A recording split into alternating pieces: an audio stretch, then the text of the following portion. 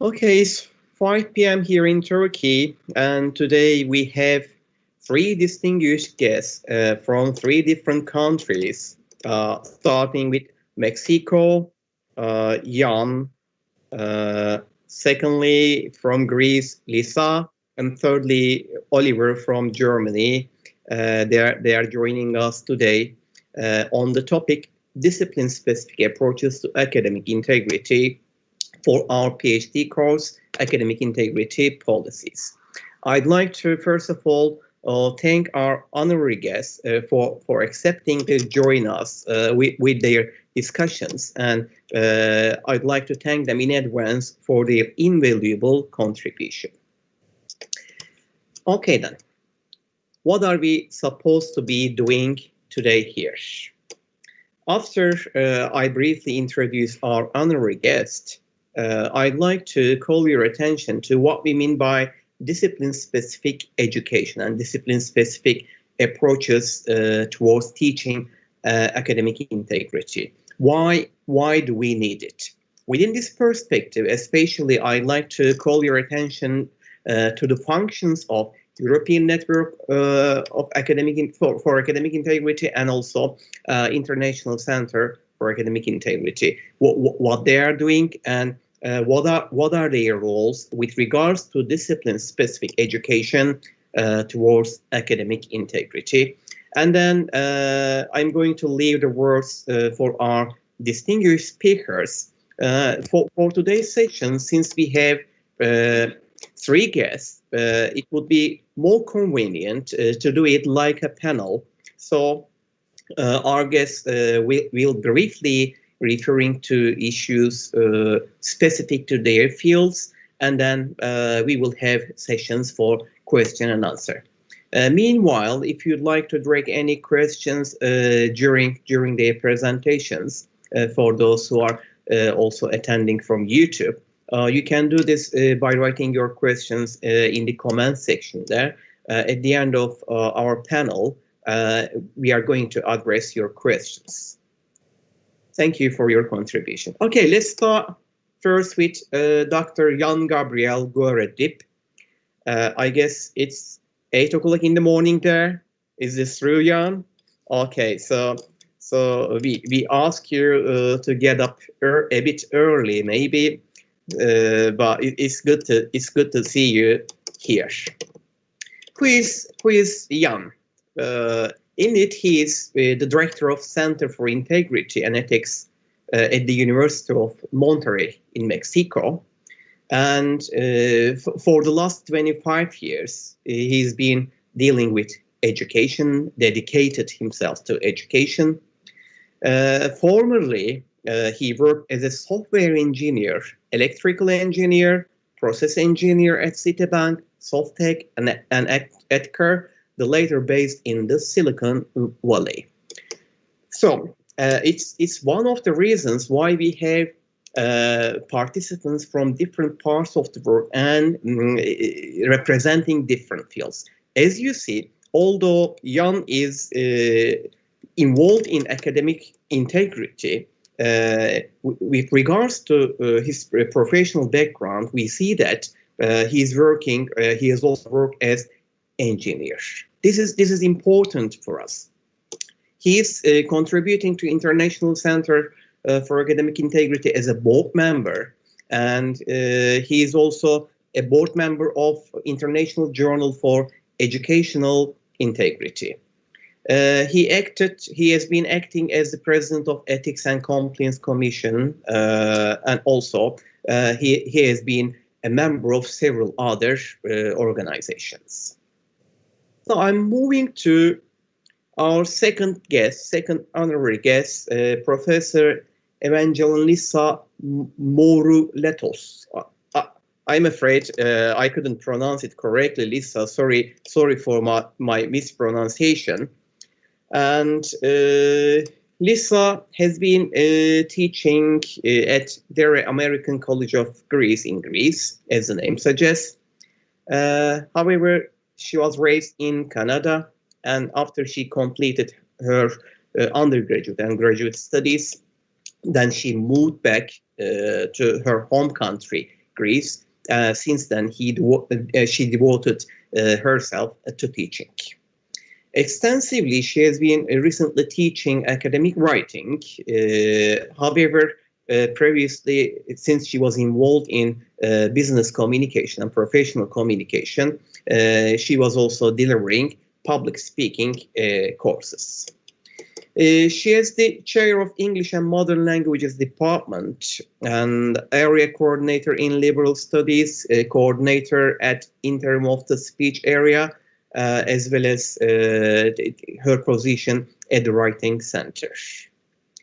Her career brought her to academic integrity field, and from the early days of her academic career, she has been involved in academic integrity, and she's trying to do her best to establish a culture of academic integrity at her institution.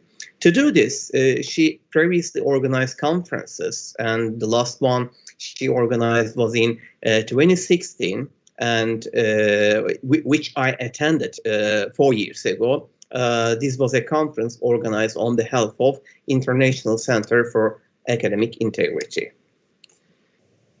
She also served in her college's sanctioning committee for academic offenses and chaired some other committees as well. She has been contributing not only to International Center for Academic Integrity, but also she's contributing to European Network for Academic Integrity, and she is recently interested in contract cheating. That's why she is also involved in the organization of Day of Action Against Cheating, which is an activity organized by International Center for Academic Integrity.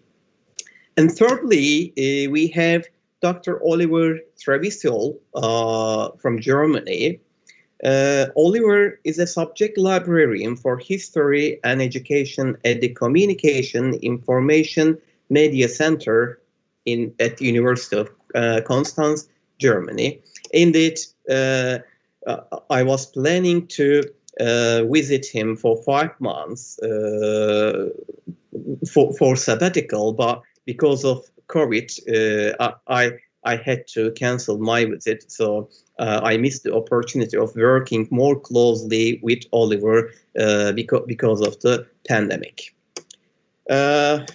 He's librarian, but he is also responsible for activities related to the prevention of plagiarism and digitization. Within this respect, I know that he's delivering several seminars and some other promotion of academic integrity values at his institution. He received his PhD in 2004 from the University of Constance in modern history. And for the European Network for Academic Integrity Erasmus Plus project, he served as the output coordinator. It's especially important here, output coordinator for educational materials for higher education institutions. So from pedagogical perspective, he knows what kind of materials are suitable, especially for our purposes here. Okay, this is a very brief introduction of our guests here. Now, I'd like to relate our today's topic, which is discipline-specific approaches to academic integrity, with previously what we did throughout this course this semester. Within this respect, I'd like to focus on this question: why do we need discipline-specific education about academic integrity? Why? I mean, from different disciplines. To understand the emergence of the topic and the requirement, it could be a good idea to refer to Tracy Bretack's Handbook of Academic Integrity, and in her chapter there, Tracy indicates that with regards to different fields, we will see that there are differences in the definition of plagiarism. Remember, we already provided definition for plagiarism previously, which is coming from Teddy Fishman, her favorite definition of plagiarism. What is this? We refer to using words, ideas, or any work product. We said this is important. Not only we are referring to text here, but also referring to any ideas, without attributing appropriately and getting credit for this. So this is the definition. Whose definition? This is Teddy's definition. What does this definition tell me? Or what it tells to Jan, Oliver, and Litsa, and the others. This is the important point here, because we are all coming from different fields, and we need to have some consensus, a consensus on definitions.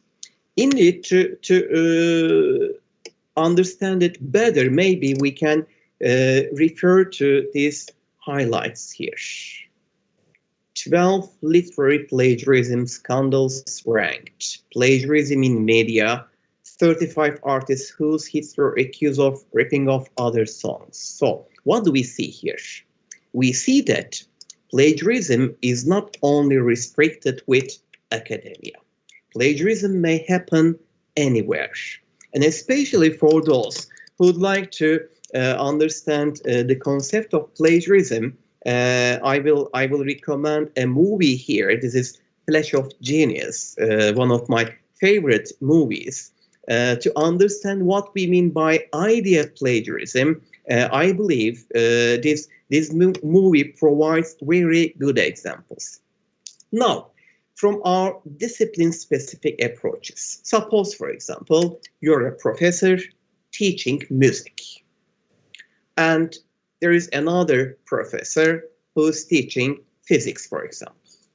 Then, what are the common points for these two professors with regards to their definition or their understanding of plagiarism? This is the important point here.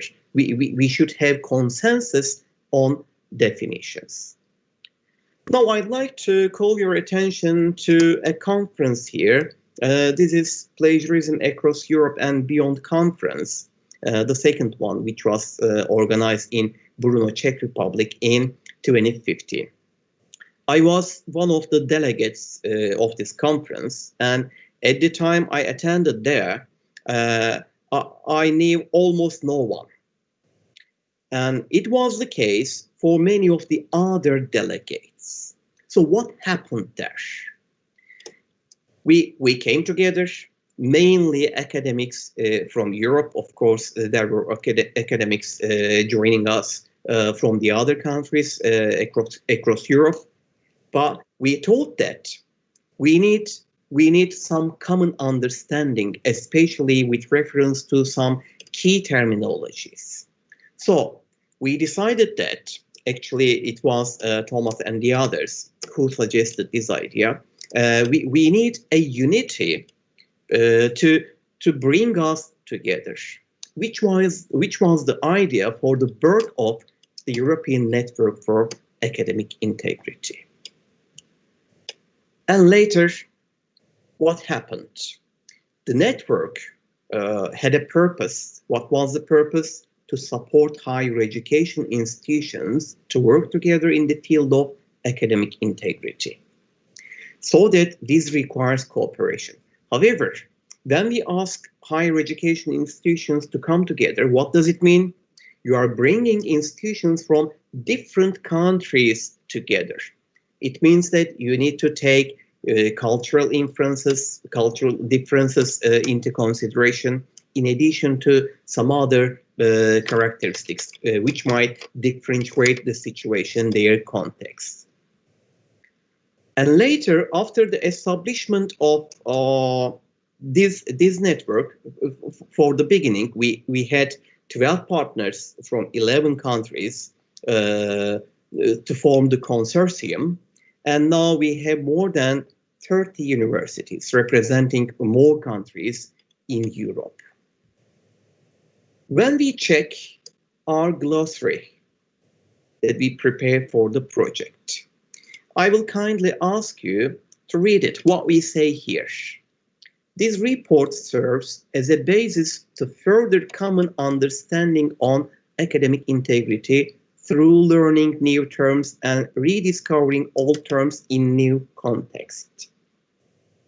So, common understanding on academic integrity. Of course, when we check the relevant literature, there are terminologies defining several related terms. However, the definitions might be referring to a specific discipline, so that the definitions may not be comprehensible or valid in some instances, for example, for some other fields. What we did throughout the project was institutions coming from different countries, coming from different disciplines, speaking other main languages. We came together and had some consensus on common understanding of the terminologies. Indeed, this is what we understand from the interaction of different fields here. And this is a photo later we organized from a conference that we organized in Ephesus in 2018. And for each conference, we started to become bigger as European Network for Academic Integrity. However, this was not only the case for our network. Now I'm showing you a photo from a conference that was organized by International Center for Academic Integrity in Athens in 2016. And Litsa, who is joining us today from Greece, she was the organizer of that conference, and which I enjoyed attending. So, especially International Center for Academic Integrity and European Network for Academic Integrity, they try to bring different fields from different countries together in terms of promoting academic integrity and in terms of having some consensus with regards to common expectations. So, what is the main expectation here? Promoting academic integrity. How can we promote it? We need education. So that's why we are having this session today. Now we will see the interaction of academics from different fields, from different countries, and how we try to promote academic integrity. Now I'm going to leave the floor to our guests, starting with Jan, please. I'd like to thank you all our honorary guests for their attendance in this session. And Jan, the floor is yours first. Thanks very much, Salim. Thanks to you all for being here. And I'm going to apologize in advance for my English. As Salim said, it's very early in the morning here in Mexico. I need a little bit of time to warm up and speak a little bit better, but that's why I am going to use a presentation in order for you guys to be able to understand me better. And the presentation that I'm gonna use is one that I used for my one of my research for my research that I did for my PhD degree that I just acquired or get last month, and my topic presentation is about exploring the relationship between academic integrity and workplace ethical behavior. And you know, I'm gonna move forward, explaining some concepts. Just as Salim said, is a good idea to start with a common understanding of what I mean by academic integrity and workplace ethical behavior. And by academic integrity, I like to think of it not only as something that is preventing from doing academic dishonesty, but also to work or to do any academic work with fairness and coherence, seeking to learn and motivated by the service that this learning can provide to others. Terry Fishman says that it's also essential in any teaching learning process. You know that you cannot learn if you do not provide academic integrity, care about academic integrity. You know, taking care of academic integrity has a twofold purpose, which is to learn and acquire skills that that a profession needs. Say a doctor, or say an engineer, or a lawyer, but also it helps us, or it helps any person, as you will see in my results, to develop a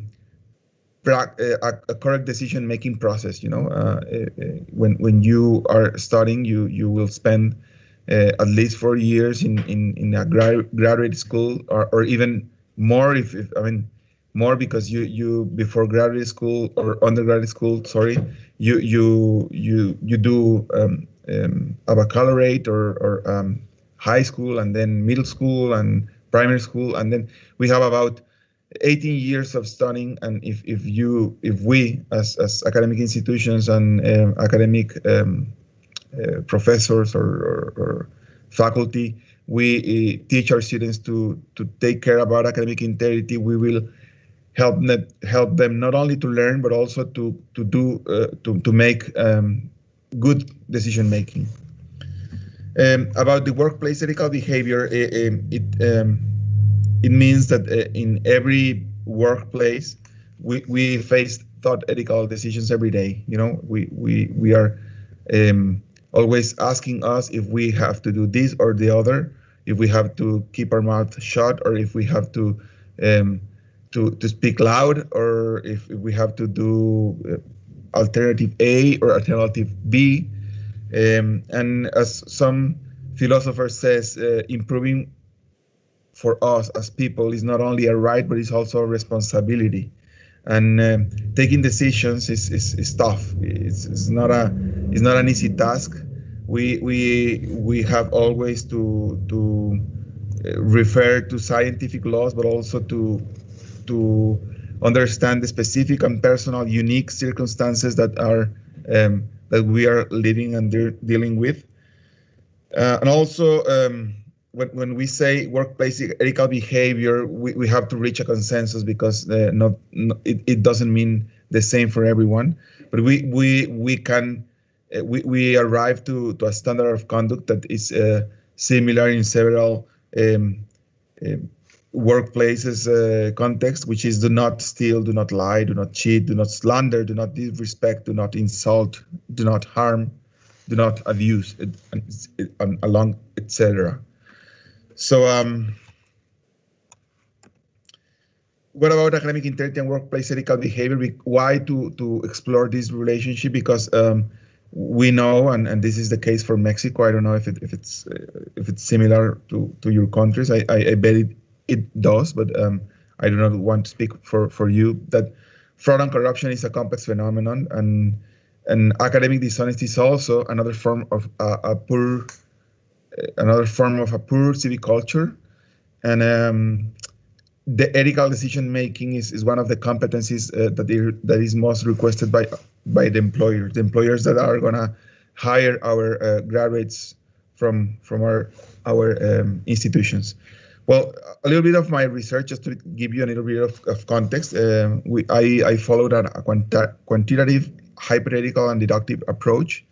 I used a questionnaire about the frequency and severity of academic dishonesty acts and workplace misbehavior.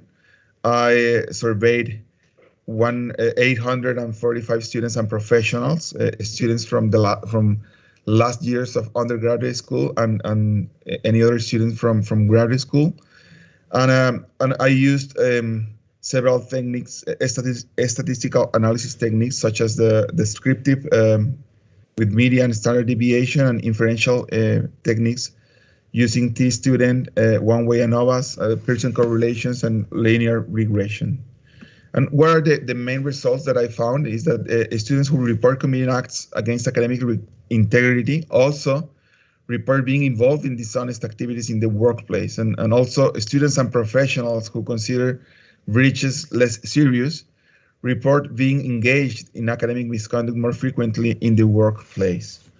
But I would like to highlight that's like the main result, but I would like to highlight some specific results about what you can see. This is a table. It's kind of complex, but you can see on the top the quality, the perception that a student or professional has about the quality of the academic integrity program in the university that they study their undergraduate degree. And on the right side of the table, there's the results of the academic integrity behavior that say they have or they had while they were students. And what I would like to highlight or to point out that there's a difference between the sex of the surveyed person. Females perceive that the quality of their academic integrity program in their universities were better than males. And they also report that their behavior was better than the males while they were students. Another statistical difference, significant, is the discipline or the field of study. That's why it's in a blue box. And you can see here that there's difference reported in the perception of the quality of the academic integrity program, and also in the academic integrity behavior. And as you can see here, students who study arts, architecture, design, perceive less quality of the academic integrity program than their colleagues or mates from the health school or the engineering school. And the professionals who studied humanities or liberal arts perceive worse quality of the academic integrity program than their colleagues that studied arts, engineering, or business. And also, when I get together both databases, I found that the health students, the students that and the professionals that are related with the health disciplines such as med school or nurse school or psychology school,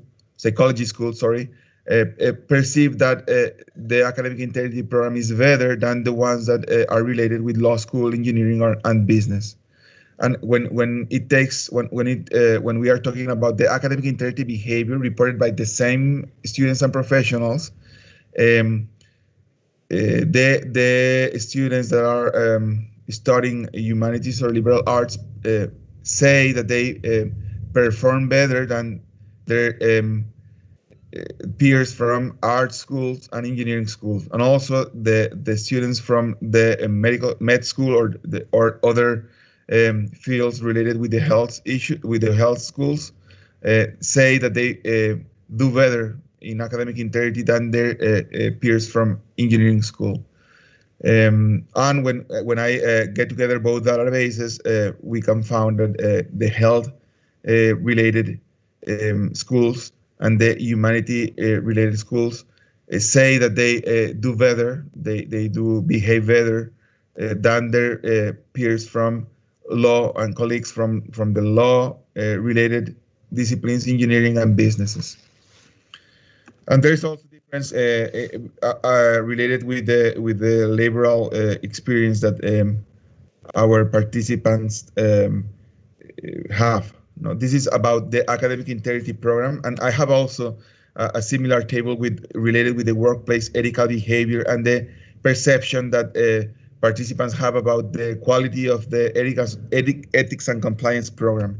And I will not go through every single detail, but what we can see here, and that's why I consider this is relevant in this in the fifth raw, we can see also the discipline or field study, and we can see that there's also a significant statistical difference between the students and professionals of different fields of study or disciplines.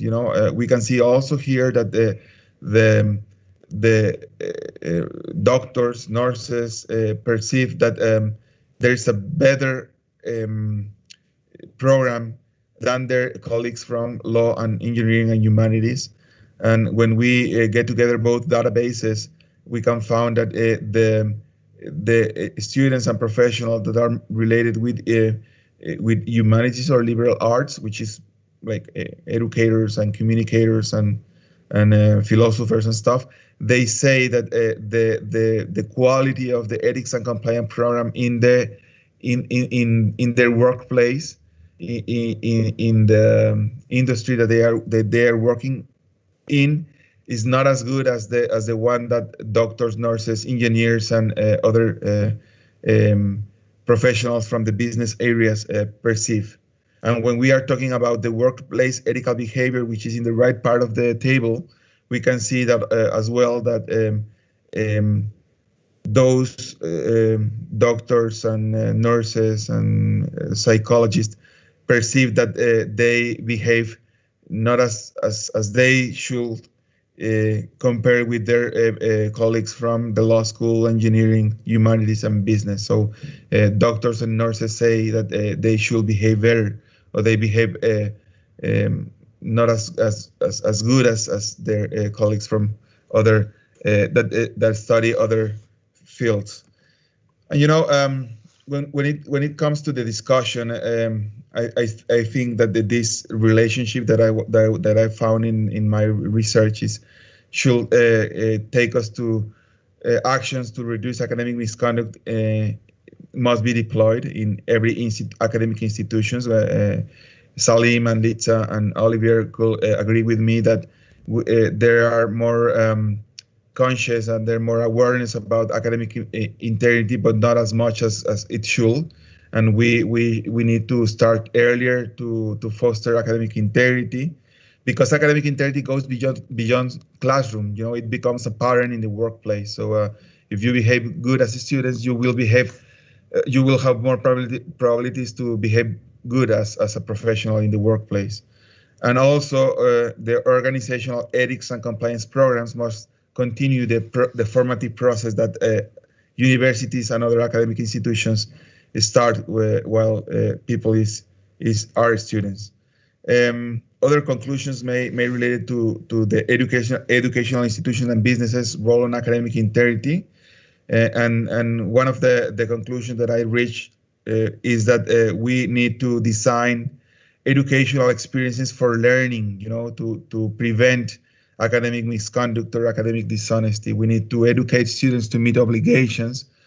And this is one of the suggestions or recommendations of one of my mentors. We always have the need to highlight the benefits of learning and do ethical decisions. We have to prevent dishonest actions and discourage cheating, not always to sanction, but to educate those students who are found responsible for academic breaches. So based on these findings, I think that we need to approach to develop discipline-specific approaches to academic integrity. We have to design and deploy interventions focused on its academic integrity discipline in response to the differences detected in the analysis of results by demographic variables, such as sex and the discipline or area of study. And regarding to the workplace ethical behavior, we also need to design and deploy interventions focused on its ethics and compliance program in response to the difference detected in the analysis of results by demographic variables, such as sex, age, work experience, and the seniority in the position and function, which is also related to the discipline or area study that they did. What we have done at UDEM, I need to acknowledge that I consider this like a a next step after we have reached a level of maturity in our academic integrity program of each institution. And what we have done under them is that we have developed communication campaigns specific for different fields of study. We can see here at the screen two posters that we designed for on the left side for the med school, and on the right side for the civil engineering school, where we can we want to point out that we cannot stay calm when we are witness of an academic breach of other student. What we have done also is that we need to train and to leave expectations clear about everything. For instance, citation. Most of the schools use the APA style of citation, but for instance, the med school use more often the Vancouver style of citation, or the law school use Chicago style of citation. We also need to specify clearly, for instance, when we are talking about software engineers, like if we can reuse code from other works or assignments, or even open source code, and how we are going to acknowledge that previous work that is not done by us. Or for instance, I have a very nice or very interesting conversation with the dean of the visual arts schools, that he told me that not a single creation comes from nothing. That the creativity and design always comes from memory and the ability that someone, the creator or the artist, has in order to create something new, but from the incomings that he has seen or reviewed in his past or her past. So from that point of view, when we design policies, we have to design that considering that we can or we cannot reuse code, or that we can, when we are, for instance, issuing an assignment about creativity or about visual arts, that you need to acknowledge where does your inspiration came from when you create that poster or that sculpture or that painting or that advertisement or whatever it's assignment for. And also we have an academic integrity office in each officer in each school that gave us very relevant insights about how we can promote academic integrity in each school. And I think that's it from my point of view. If we develop honest and responsible students in each school, in each discipline, we will have successful graduates and professionals that will become ethical and engaged citizens. That's my references, and that's all for me. I would like to thank Salim for the invitation, and also my colleagues Litsa and Olivier. Thanks very much, Salim. Thank you, Jan. Indeed, it's quite interesting to see your results. It's definitely what we'd like to discuss in this session. Is it surprising to have different findings with regards to different disciplines, such as, for example, when we consider the understanding of academic integrity, medicine seems to be superior or somewhat different to arts.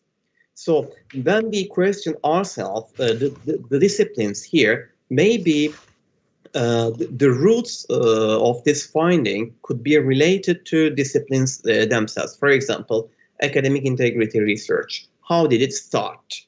We see that one of the pioneers were inspired from medicine studies, because they were following ethical procedures for their tests, for their experiments. So they were more careful about conducting their experiments in an ethical manner.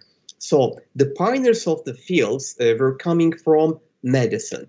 Therefore, it means that they form a culture in their community, in their discipline. So they regard academic integrity values and maybe defend these values more than the other disciplines. That's my understanding from your results. Maybe you agree with me.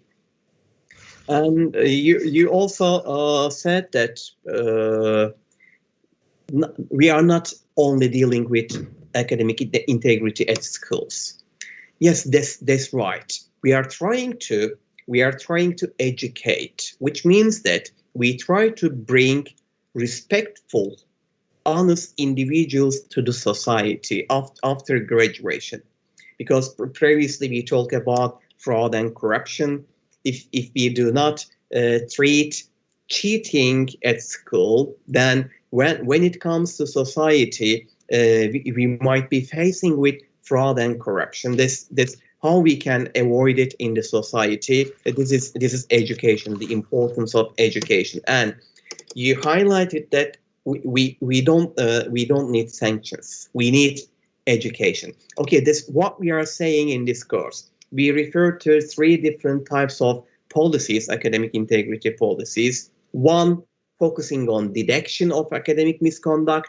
Second one, focusing on how to proceed with sanctions. And third one, proactive or pedagogical ones. They try to educate and prevent misconduct before happening. So this is very important point. And from your study, I hope you will be able to publish it, and I'll read it with great pleasure. Especially, I'd like to read about the regression analysis. Maybe you can formulate something that we can benefit in order to understand the differences and the role of the other factors involved in the interpretation of academic integrity. And here, referring to the head of arts department, it's quite understandable that they have some inspiration from previous studies, because that's how we learn something new.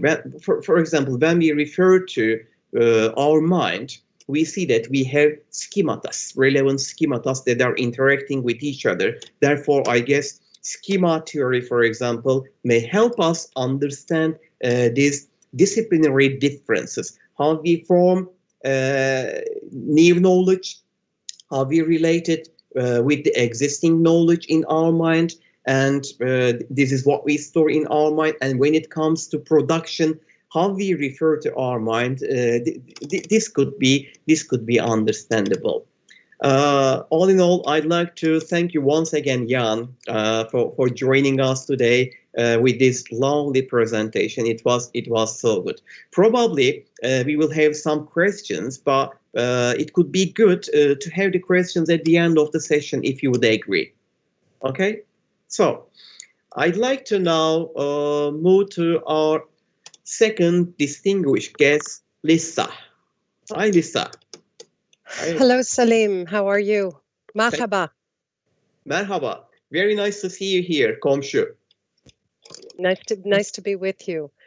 I'm just going to see how I can. For a minute ago, I could see how I could take control, but now I don't see that. So it's somewhere it's on already. Perfect.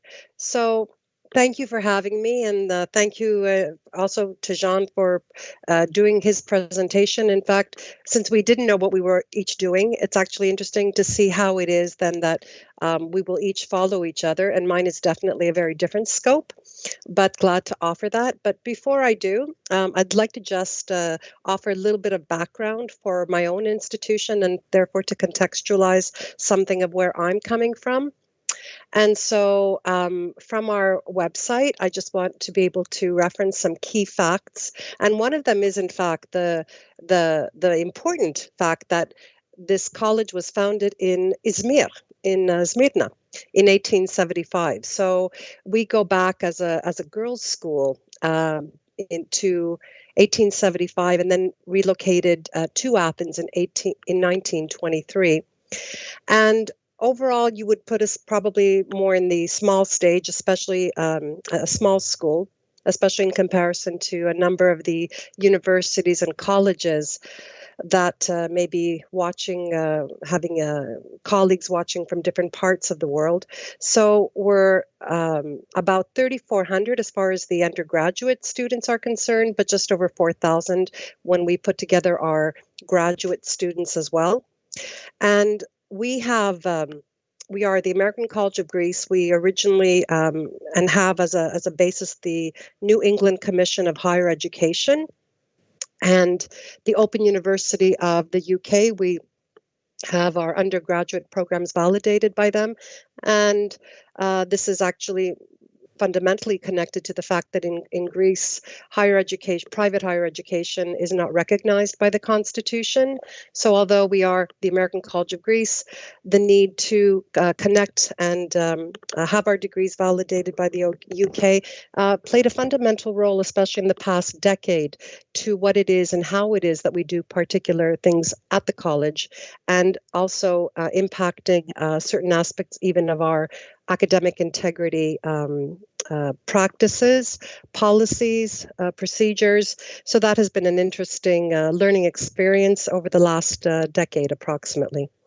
We have about 300 faculty, and I add this because there is there needs to be an understanding that we have 3 different schools: the School of Business and Economics, the School of Liberal Arts and Sciences, which is where I come from, and the School of Fine and Performing Arts. So we do bring together faculty from different areas and different disciplines, and therefore the need to be conscious within a small enough college, as I said, about 3,500 undergraduate students, but also 300 faculty. What does that mean in relation to sometimes being able to understand or be at a par concerning how we understand policies, how we maybe apply them, use our procedures, and generally try to bring things together in this unified manner at the American College of Greece. Also, just briefly, maybe in fact go back, this is our lovely campus. I was jealous, in fact, of the fact that Jean brought together a PowerPoint where he had shown his institution. So I said, oh, okay, let me just show you briefly then something of ours and contextualize our institution as well. But maybe then now move to the PowerPoint. And I don't think you're seeing it yet, right? You're still on the website. So let me just try that again. So share screen. And okay, so now you should be seeing the PowerPoint. And a quick reference to, here we go. All right. So a quick reference also back to me, because my choice in receiving this wonderful invitation from you, Salim, and understanding that you had students, your students in the PhD program who are in the School of Education, or this is under the School of Education, the Graduate School of Education, correct? All right. And they are also students in English, from what I gathered in the little bit that I saw. Is this correct? That's right. Okay. It works. Let me clarify, if you like. Postgraduate schools, we have a postgraduate school here combining all disciplines, but indeed students are working, studying at the program of English language teaching, which means that we are training English language teachers. However, these students are already have this qualification. So probably after their graduation, after receiving their degrees, PhD degrees, they will be teacher trainers. Okay. Teacher trainers, all right. So they themselves, of course, are teaching, from what I gathered, and they're probably teaching in areas that may be connected to something that's closer also to my background, because I also, as I said before, I'm connected to the English department at our college's School of Liberal Arts and Sciences. I did want to correct something because on the slide it had originally said past chair of the English department, and then it listed a couple of past administrative posts, including the fact that I have served as a writing center tutor. So this experience and the 30 plus years that I've been at my institution, the fact that also I come with this North American background and then relocated or returned in any case to my original country of origin, Greece. That makes maybe also my understanding of how these two different cultures and academic contexts also can come together or merge, in hope of course, bringing together the best out of both cultures and seeing something more maybe of the challenges that are connected to being students, for example, that will be studying at an American college. So the great majority of them being Greek, even though we have a good number of study abroad students normally pre-COVID-19. And so what does it mean to bring this experience together with also a background geared very much in the writing program? So what does it mean for them to understand academic writing conventions and to make this shift into academia on an undergraduate level? So having said that, and because when you sent the invite and I saw Part 7 of the Academic Integrity Handbook by Tracy Bretag, over 100 pages of reading in just a few days for your students. What I thought is I hope to just maybe showcase a couple of critical points within 2 chapters that are more relevant to the experience and the background that I bring in. So this is also why I thought it would be important to share with you something of the context in terms of my background, and also how beyond, of course, the teaching, some of the administrative work, there is, as you said, by referencing my background, there are the connections to serving in some capacity, both the ICAI, but also the European Network of Academic Integrity in a particular context. So learning from those different aspects. So resonating points from the 2 articles that I thought would be meaningful to your students, and that way would also allow for particular key points to be stressed. So not presenting any data, but rather looking at this more theoretical basis that is presented through the 2 chapters that are relevant, the first and the last within Section 7 of the Handbook of Academic Integrity. And so the first one, which comes with the chapter Ethics in the Humanities, this context, which Jean actually raised quite distinctly when he was talking about the professional connection, business, the workplace. So the context that I found that really resonated with me, and I'm drawing from the chapter abstract, that research and training efforts predominantly focused in sciences and business. And this is, of course, up until a certain time, because we've had a lot more exploration, a lot more research coming out in other areas over the past years, especially. But as Stenmark and Wynne noted, in this chapter, the humanities have largely been ignored in explorations of ethical issues, particularly with regard to research ethics. This chapter argues extending knowledge of ethical issues into the humanities domain is important in order to identify the ethical problems faced by individuals in the humanities, so that tailored research and training on these types of situations can help these individuals to deal with such problems. Now, what's interesting, of course, and as with most chapters, most research, especially in peer-reviewed journals and textbooks of this quality, you do have, of course, the audience being academics. But when I read something like this, I cannot help but think that it's not just for us as academics, as professors in our institutions, but it so distinctly touches on what it is that the students who are in these particular schools that are in the humanities domain, what it is maybe then that they're being exposed to, but also within the context, the broader context of any institution. And so you'll see, in fact, in a later slide, and by the way, I only have 5 slides in total, so don't think that I'm going to be overly focusing on the theoretical.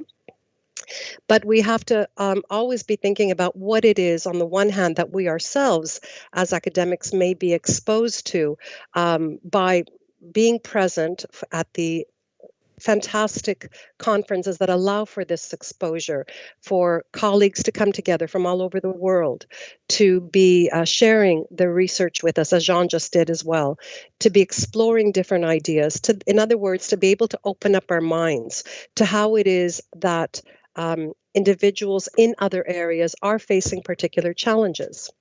And so I thought it was quite interesting that coming from then the domain of the humanities, and knowing that, although of course it's decades, of course, now that there's all this research that is about plagiarism, that is about policies and policy formation, particularly around plagiarism, but also the fact that contract cheating specifically too, and that's been my most, the area that I've been most interested in the past few years, how it is that despite all that has been accomplished and all the developments that have been made, the evolution that has been made within even the humanities domain, we still maybe are lacking particular emphasis. We're lacking an ability to perhaps understand how it is that we can pass on certain messages to our students by not just understanding them ourselves. I think most academics do understand them, but then there's this kind of uncertainty as to what is my role, and then how exactly do I also teach it? Because as Jean said, when we're talking about something related to business, or even within the sciences, as this excerpt also shows, and the next slide too will emphasize as well, it seems to be easier in particular areas. Sciences, business, you referred also, Salim, to medicine.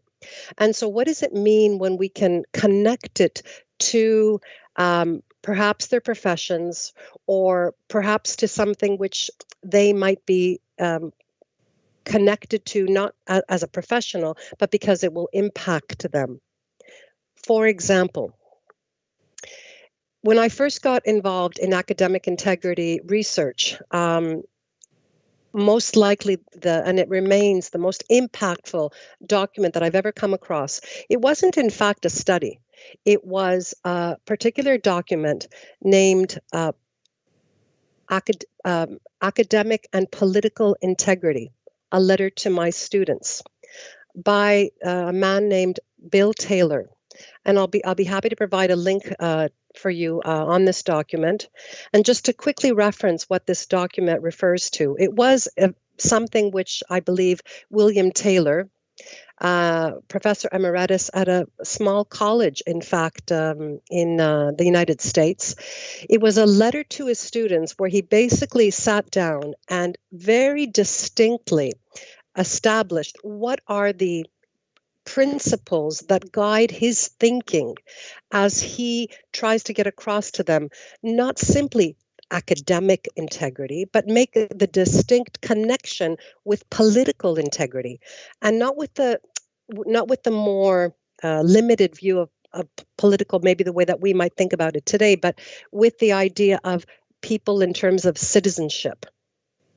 And so this, for me, really opened my eyes, because all of a sudden it really was, again, about something that Jean touched upon. It was about raising personal integrity. It was raising, of course, academic integrity, touching on something of professional integrity, and definitely very, very much touching on social, the reasons to be practicing integrity in terms of how we fit into our communities, to our societies. And so all of this, and from what I've gathered from students repeatedly over the years, whenever I have shared this particular document, it has been an eye-opener for them.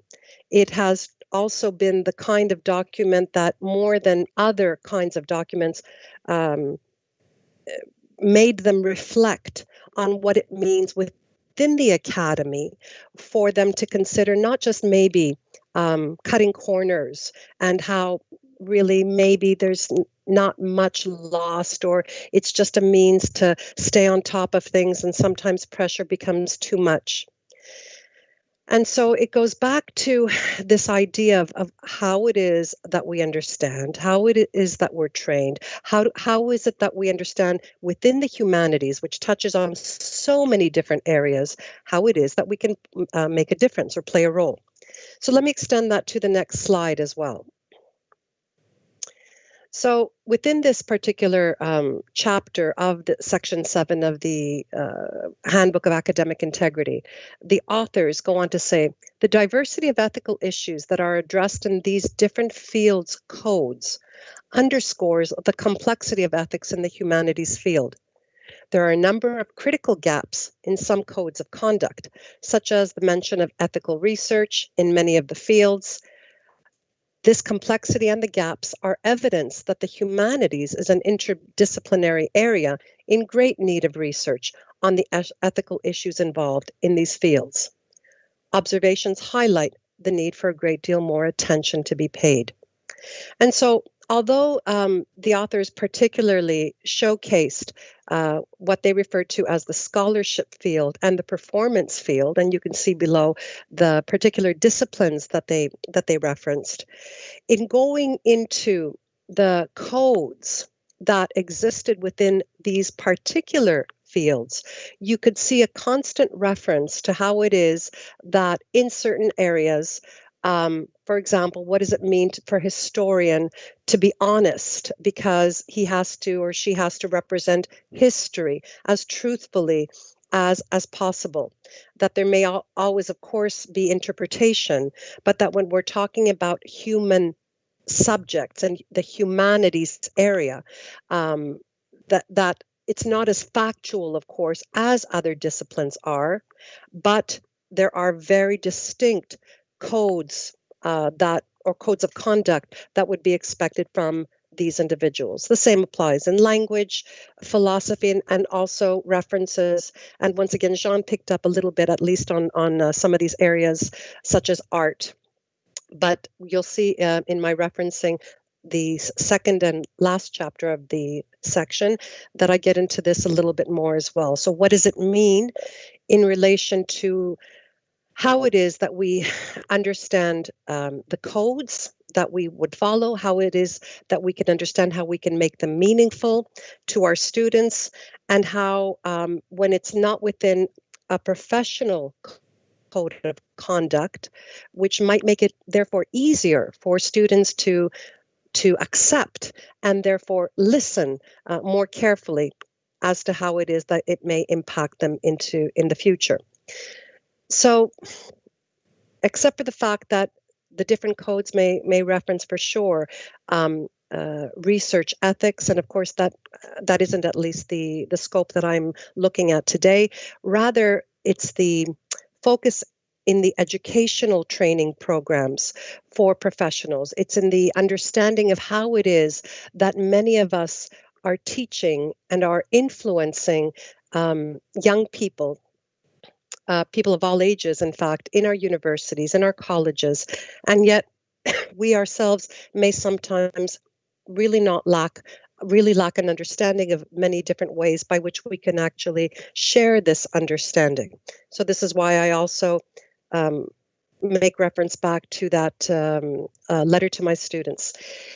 If I can then pause for a second with the point and just make a particular comment that draws out why it was also that maybe it is something more than the professional code of conduct then that others might think of, but that Bill Taylor identified as being critical to passing on a certain message to young people, young minds, minds that are hungry for learning and understanding.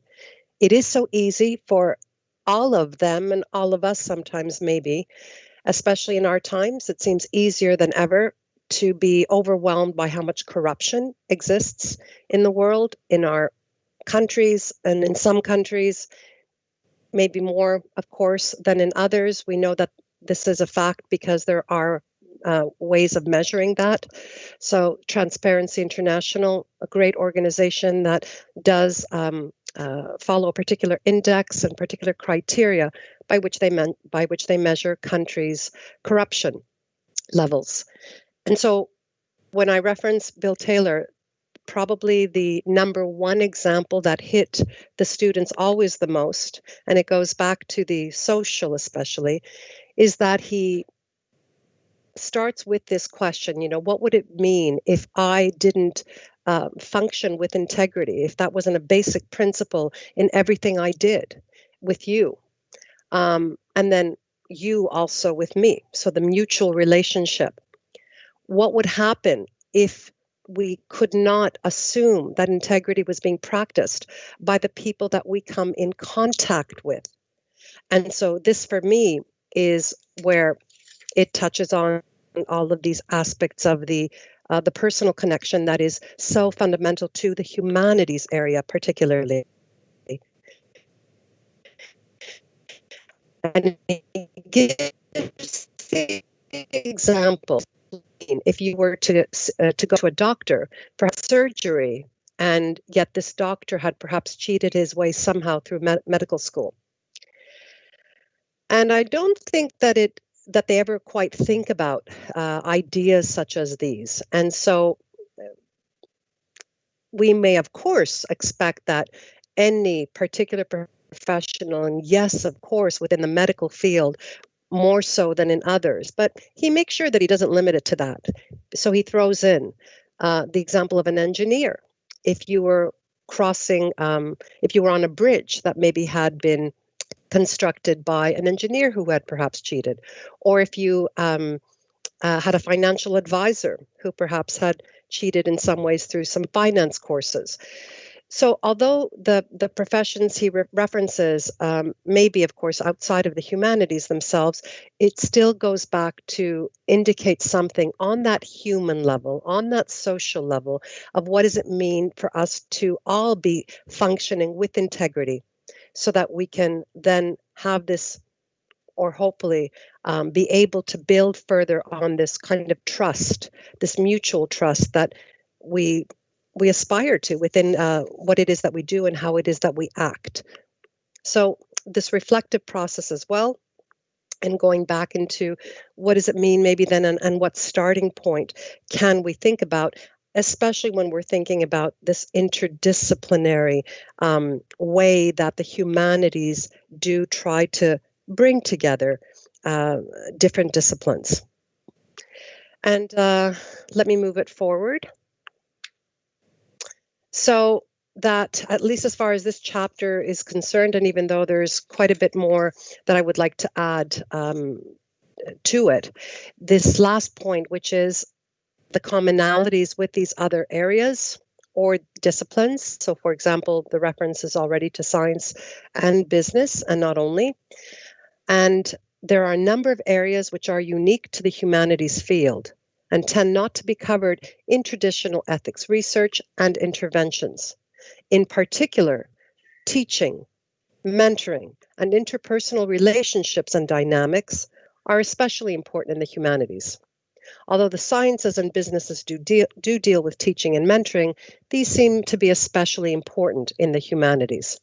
So it goes back to, once again, this consideration of how it is that within the humanities area, we're thinking about how the individuals who are being taught something by individuals who presumably know what to teach and how to teach. We all know how to teach our area. We all have our specializations. We understand, therefore, when it comes to teaching them something about history, we'll go into the classroom and teach a particular period, or the repercussions of a particular war, what it means to understand perspectives. But beyond that sense of how it is that we understand the actual teaching itself, what does it mean to be passing certain messages which allow them to go beyond and to think about their own roles and how they interact? So our exemplifying integrity as individuals, as instructors, and then how that comes out not only through our teaching, for example, referencing our own work, referencing images even in our PowerPoints, in the slide decks that we'll use, all kinds of things, but also that mentoring that we do, that in the humanities seems to take on a somewhat of a different level perhaps, or maybe I'm biased in this case. That and the interpersonal relationships, those are for me critical points that I wanted to stress. I think I'm probably out of my time, but do I have 2 more minutes to just at least share the last 2 slides because it goes into the other chapter, Salim, or should I come back to it maybe if we have time at the end? Lisa, for me, it's okay. Okay. As long as it's okay for Oliver as well. Oliver? Yes. Oh, okay. That's okay. Sure. Go ahead. Oliver, I'll literally just mention what's on these slides because this way I can perhaps reference something of the challenges within the non-text-based disciplines. And then I'll hand it over to you, and then perhaps we'll see if there's anything that comes out of any questions or answers from the individuals that are with us and watching and listening to us. So the last of the chapters in section 7 of the Academic Integrity Handbook is on non-text-based disciplines. And again, just to contextualize a little bit here and maybe to show the slide a little bit better. So it says much of the literature of academic integrity is strongly framed in the context of written prose, yet there are many academic disciplines in which the assessment items bear very little resemblance to written prose. It is argued that disciplines using such assessment items require, at the very least, different approaches to attribution and different tools to detect breaches of academic integrity. However, the case is made that they might also require different standards based on different practices and expectations within the industries to which they pertain. Once again, I'm grateful to Jean for opening this up a little bit within his talk because he referenced especially images. And he also referred to something about inspiration. What does it mean sometimes, for example, to understand something of how it is that we might be inspired from something? Or Salim, you even referred to that when you were giving the introduction to the talk today, when you referred to music as well. And so what does it mean then for us to understand some of those difficulties? Because at least for me, in my exposure to what it is that colleagues, not only at my institution, but colleagues in other institutions as well, they feel they have some real challenges in that area. I too am within that area because I teach to a great extent public speaking. Or presentation skills, as we call the course. And so what does it mean for students maybe then more easily today than ever before to be able to enter the internet, to be able even to listen to YouTube videos on their subject, to not understand how it is that they have to somehow see how it is that they might be inspired by something, but some of them may also be more than inspired because all of a sudden they are in fact taking much more of what it is that they got from the source, but it's not a textual source, and therefore, Turnitin can't locate such text, obviously. So they may be thinking, if they were intending to cheat, that this is an easier way to cheat if it is this non-text and it's, let's say, presentations themselves. The expectations, in other words, for me, there are no different expectations. I will run all my courses. So the disciplines, and whether it's writing courses or non-writing courses, I will expect a process. I will scaffold. I will try to ensure that they are competent in their ability to verbalize on the subject that they're talking about or they're writing about. And I will definitely ask for reflection on what it is that they're doing, because these are the kinds of things where you can set up the task itself in such a way where you pose particular questions that really do require them to see how it is that they own the subject. They may still be reproducing something, and in our case, it's undergraduate students. So we don't expect originality, but we do expect original work in that they will have attempted to do their best to put this understanding in their own words and to produce it. And finally, if I can just, last slide, go forward. This is for me just an amazing piece of research from the past. So it is quite a few years old, but I do believe that Carol identifies it so well, especially for my discipline. So she suggests that the definition of plagiarism varies according to the discipline, the type of assessment, what is considered as common knowledge, and institutional settings. Other authors suggest that plagiarism is more difficult to define in relation to non-text situations than for prose text. However, these qualifications are rarely reflected in the educational resources developed by higher education institutions to instruct students, which tend to apply single definitions as if they were universal and unproblematic. So it goes back, in fact, to, maybe I can just stop sharing screen, but I'll be happy to share the PowerPoint itself with you, Salim, later, just because it is selected points from the chapters. But whether the reference was before to in my area, this last definition by Carol, in fact, you can see how it applies to any context within any institution, because it is broad, and it's about thinking how we can somehow decide on a definition that could then apply to all disciplines. And we realize more and more that that's not really possible. So it is critical, in fact, to have maybe academic integrity officers in each school, as Jean said, and it's definitely critical to have people from every discipline somehow involved, maybe in the formulation of the policy that will be created within their institution, but then also how it might be modified even within their school or within their discipline as well. That's all for me. Thank you, Litsa, for another amazing contribution to our discussion. Towards the end of your presentation, you referred to Carol's, and you indicated it's not clear what we mean by common or how we define common knowledge.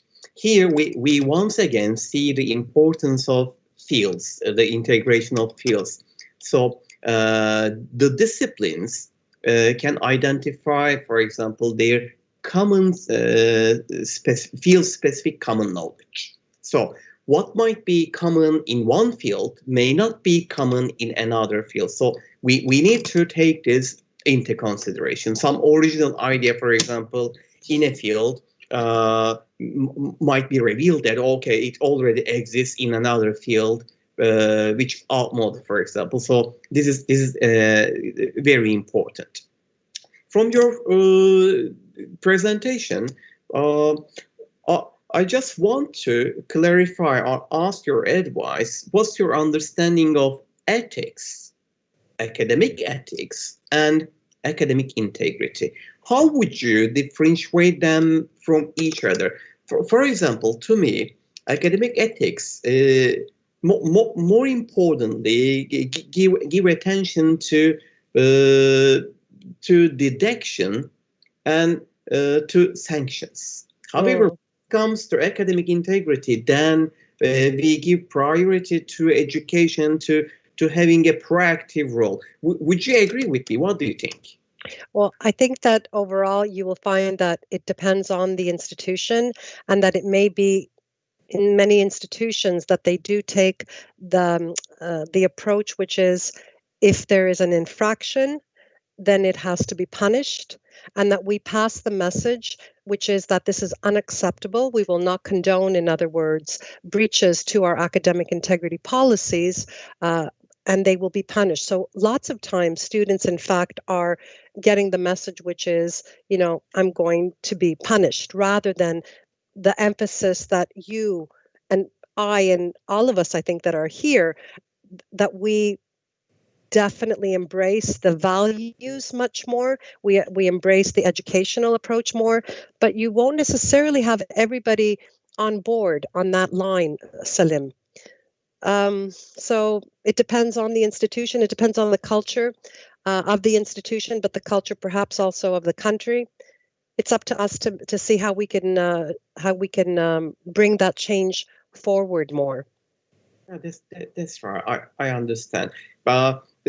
From your discussion, I understand that we need national policies, national academic integrity policies, and then we need to adopt them. We need to form our institutional policies which are relevant, which are in parallel to our national policies. And then when it comes to departments, for example, different fields, they might have some different applications. As long as they are transparent and consistent, then it seems to be acceptable. However, the two values here, in addition to 6 fundamental values of academic integrity, transparency and consistency, I guess they will be 2 other important values.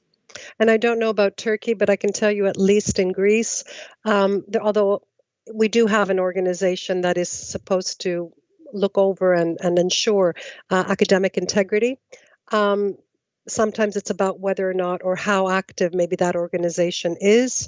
So I'm not sure what the case is like in Turkey, but in Greece, we definitely could use a lot of work in that, and we could definitely develop policies which right now are maybe very, very, very general.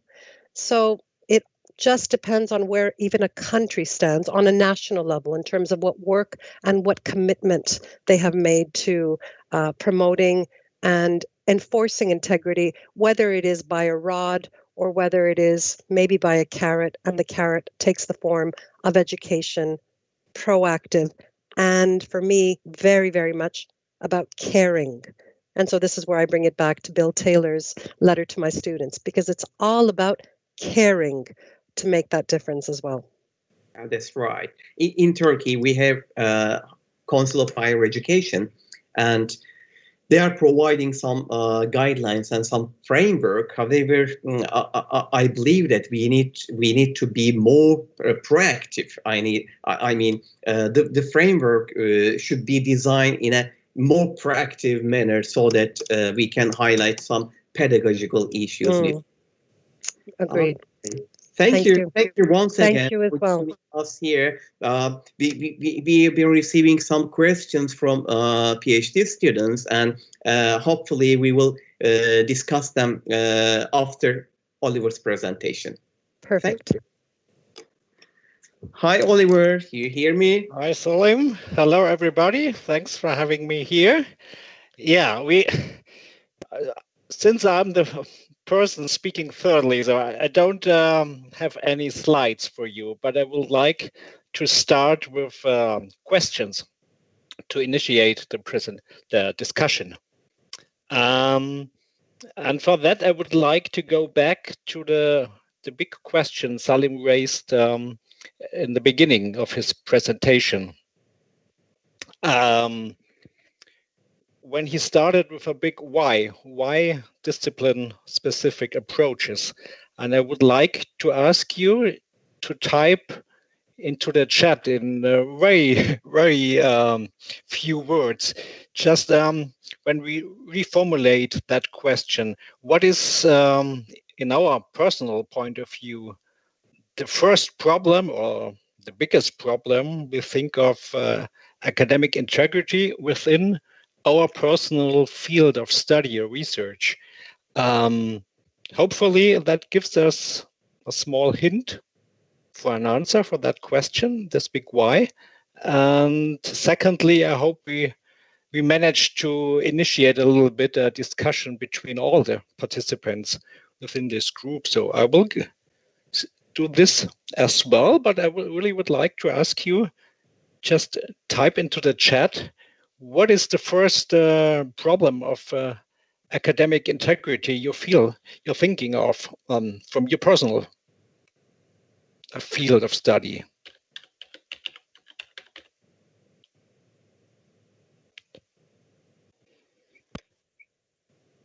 Meanwhile, Oliver, since we not here, I'm just uploading a few photos of you.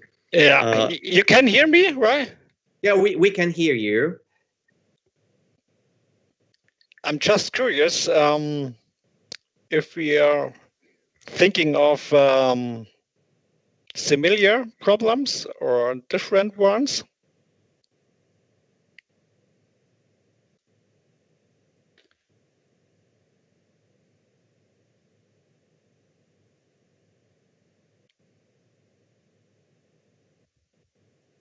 And while you're thinking,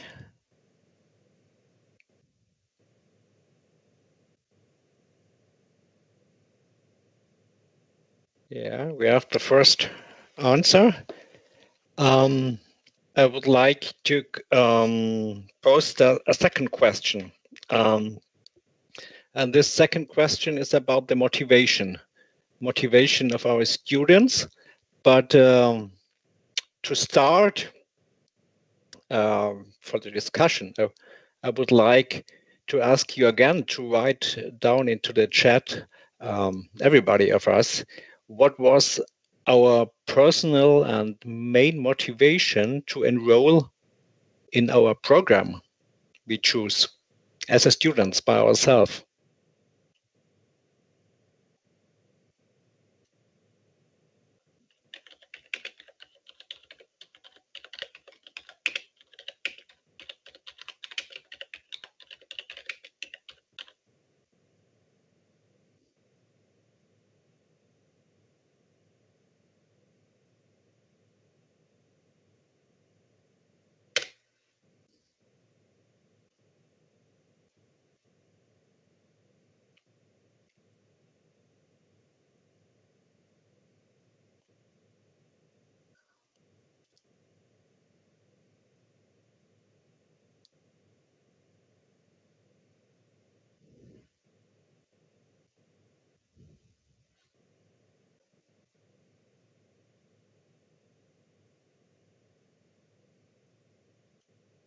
So now we all can see some of the answers, and I think the experiment was worth a try, and it was not very surprising that they have some different kind of answers. And that brings me to the to the try of an answer why we need discipline-specific approaches, because of the motivation, why our students in the course are so different, and also they have different motivations for complying with academic integrity or to reach it. And this has different consequences in the different fields. But maybe we can do it verbally as well, so that we would really like to go in a little bit into discussions.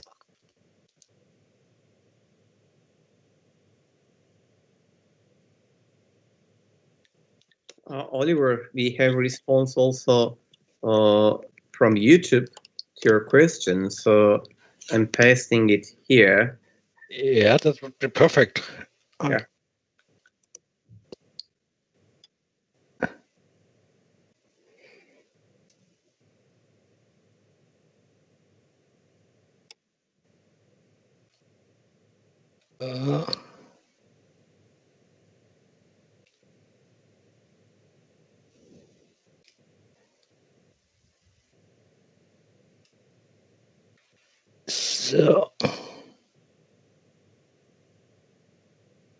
So it was about personality. So yeah,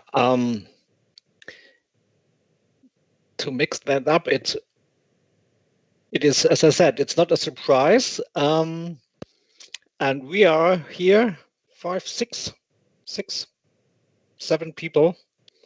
And our fields of study are not that different. At least Salim's and Litsa's and mine's are not. So we are all from the humanities.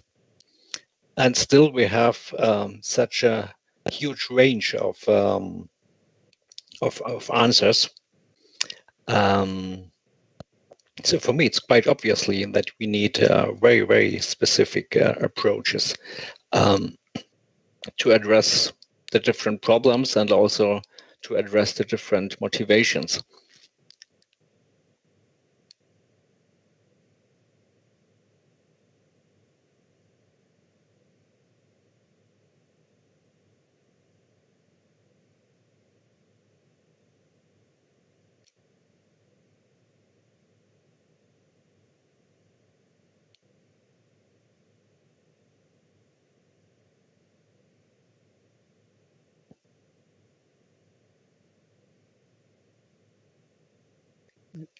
So maybe we can really use the microphones to start a discussion.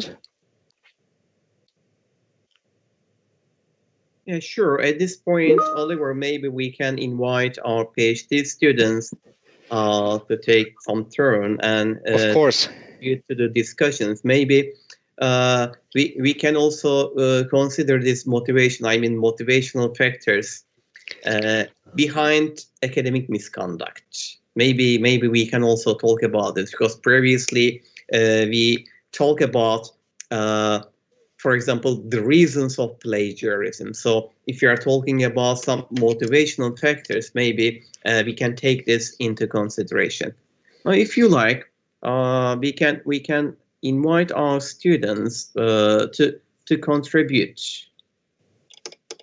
Who wants to start first?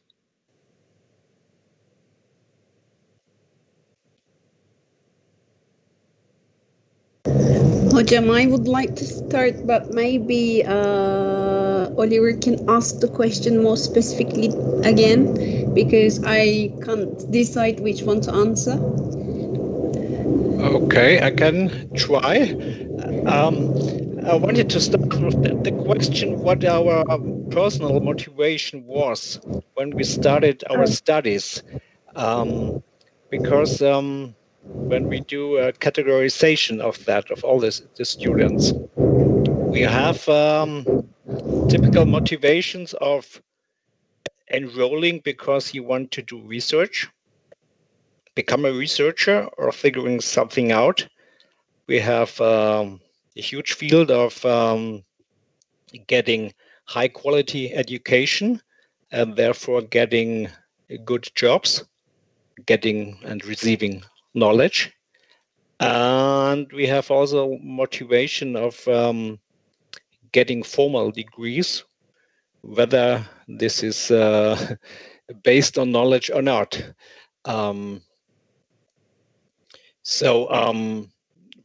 What I was asking is, what was your personal motivation when you started your studies as an undergraduate? Okay, I think it was my love for English. I liked English, so I wanted to know more about it. Yes, I have a bachelor's and a master's degrees in English language teaching department, but it was not the teaching part really. I wanted to know more about the language. I wanted to learn more about the language. So that's why I started as an undergraduate at this department, and then I continued with my postgraduate studies. That was my motivation. Yeah, thank you. It could be a very typical motivation for language schools. At least I think of that. But the issue is, the point I want to make is that it's very important to address these motivations students have. So when we want to take a proactive role for the promotion of academic integrity, we have to address these different motivations. And if the policy does not fit to these motivations, we will have problems for making steps forward.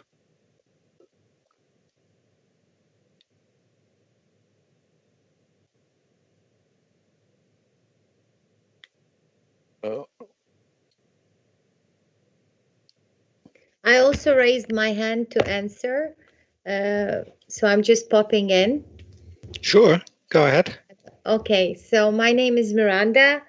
I'm going to give you a very different motivation for why I started studying my BA degree, but not the MA and the PhD. So when I started studying my BA degree in English language teaching, it wasn't because of the love for teaching. It wasn't because of the love for languages. I was coming from a very sensitive area, geographical area, that's Kosovo. When I was young, back in those times, I wanted to be a doctor. At times I wanted to be an architect as well, but it never occurred to me to study English language teaching. So the primary motivation for me was to study something that was safe to do, and that would lead me faster to my profession. Obviously, studying medicine in a country where it was forbidden to go to the university and to the school premises because of the political reasons back in those times, it was not a very safe option. And our parents were not making money. So I'm giving you a very different reason and motivation why I studied, probably something very different from the rest of the audience. But then with time, this grew into a love of teaching once I started studying, once I started doing my job. And I realized that I really like teaching, and I didn't want to change this even.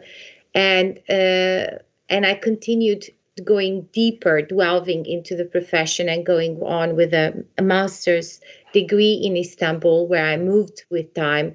And then now also deciding that I want to go even further and deepen my theoretical background and hone my research skills and broaden my skills of teacher training and maybe even contributing to the other generations of teachers, hopefully. So my motivations to study throughout my life have really changed and evolved. At the beginning, they were really different. They were more like survival skills in the cruel circumstances, and later on, there was more awareness, there was more love, there was more passion towards the profession, which changed affected the motivations as well. I mean, thank you very much. I mean, this is perfect because it's a very good and positive examples for what an academic institution should try to achieve. You know, getting the motivation of its students into research, into knowledge, and into the love of the discipline, and that is exactly what you told us. So this is quite perfect. And also the example, it's a very important reason and argument: safety, security, income, job security. And for example, if we are talking about a program of philosophy, the main motivation of the students probably would not be job security and huge income to start with this discipline. And of course, this has relevant consequences for the also for the motivation of how to perform in academic work or in research papers. And this is one of the important points I would like to make, that we have to consider this when we address academic integrity with policies or with practical teaching? Oliver, may I jump in at this point? Sure. If you're checking the reasons or the motivational factors behind the students to enter universities for BA degrees in Turkey especially, probably job security could be one of the main concerns. However, in addition to this, let me give you some information about how students enter university. When they graduate from high schools, they need to take an examination, which is a nationwide standard examination, central examination, and then depending on the credits, they will be registering the universities to the programs. So the main concern for any student graduating from high school will be how much credit that they are gaining from the school, and what about their success that they take at the national level examination. So they will be the main indicator here. So rather than thinking about the appropriateness of any job, students will give the priority to these credits. I guess this will be the indicator behind any intrinsic motivation or extrinsic motivation. So here we need to approach it from this perspective. I mean, whether they are registering the universities, the programs, as intrinsically motivated or extrinsically motivated. This is a main concern for us. Thank you. Absolutely. Thanks for the clarifications. I mean, maybe we can bring in the perspective from Greece and Mexico as well into this problem.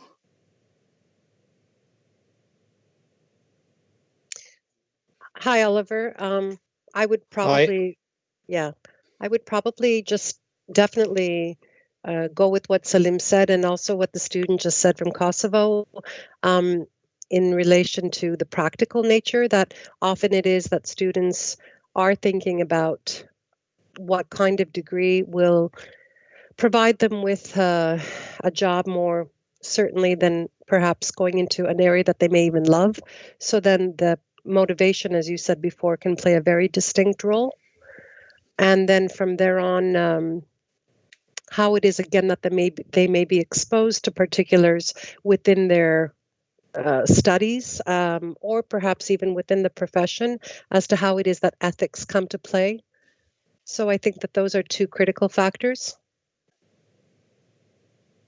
Sure.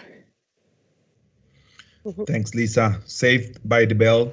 I think it's the case for most of Mexican students that they consider at least their undergraduate degree as a step to move forward into the professional area where they can get a good job, and I use quotes in my in the chat because that good job means a well-paid job.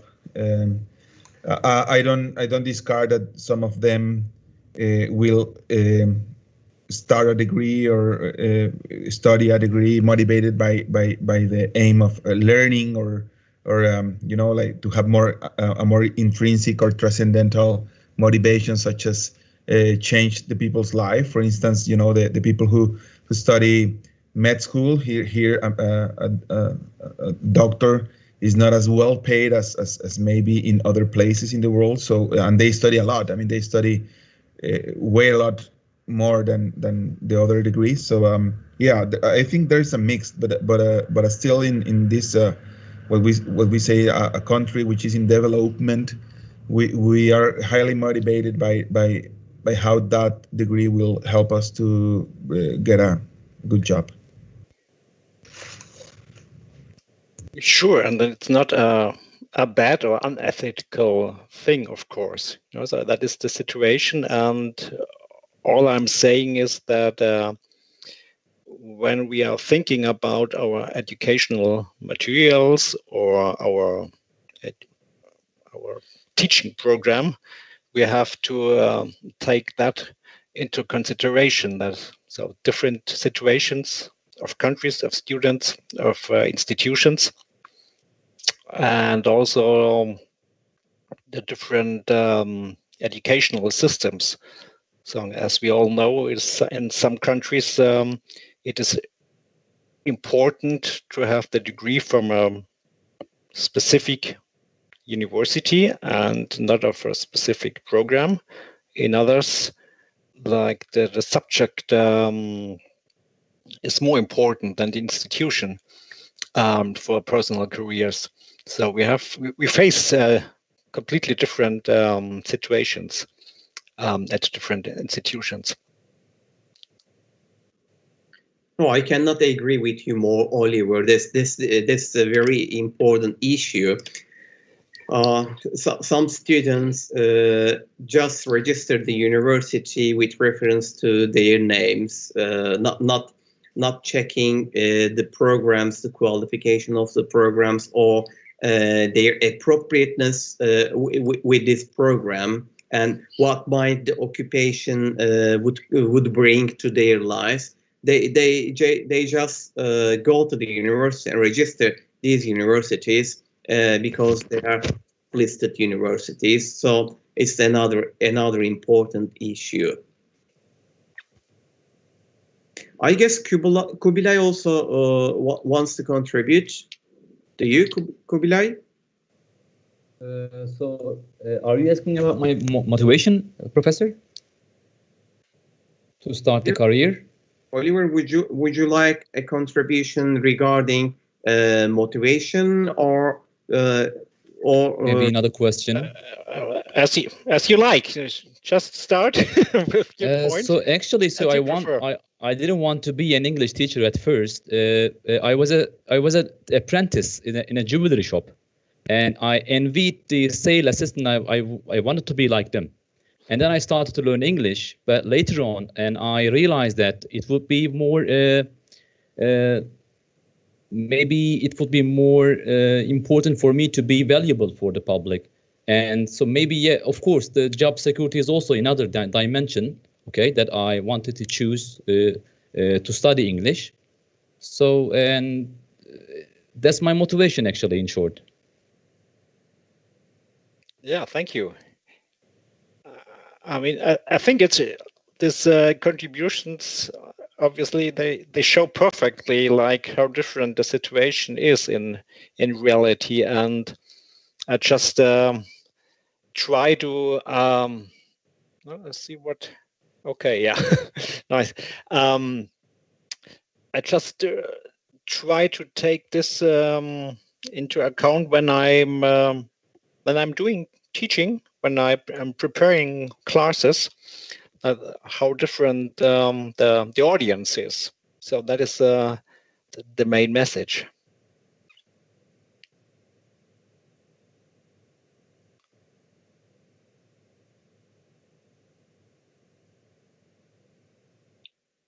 Okay, thank you, Oliver.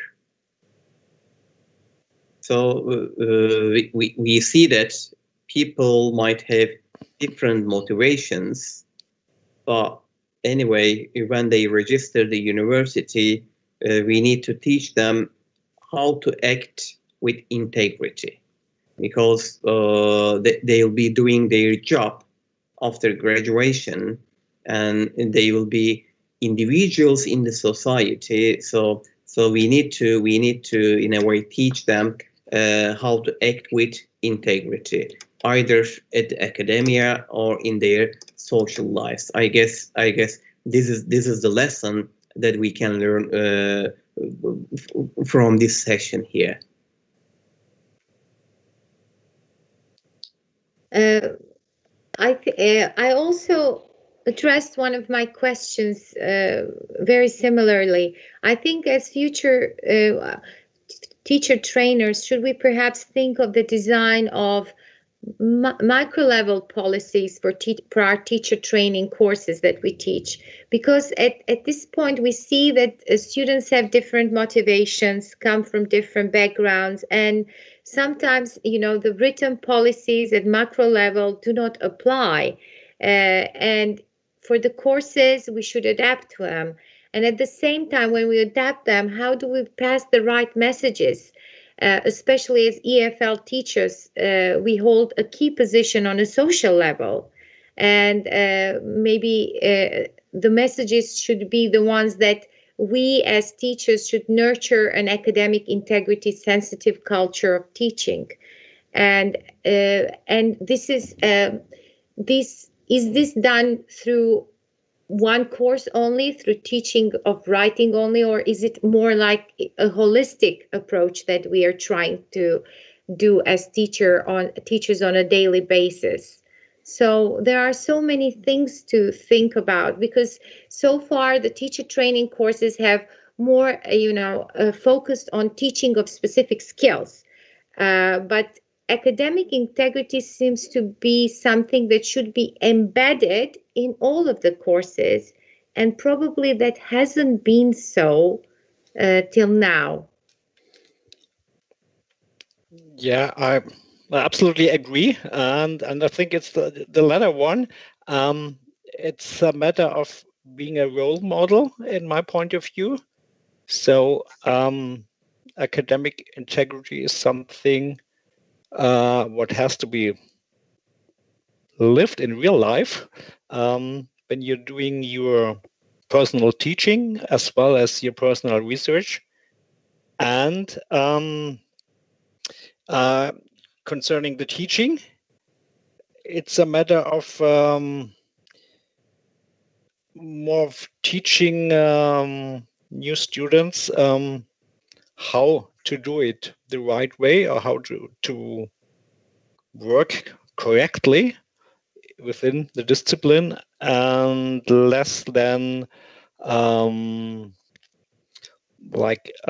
many policies talk a lot about sanctions and what is the wrong way or what is forbidden. So it's always you should not do this and that.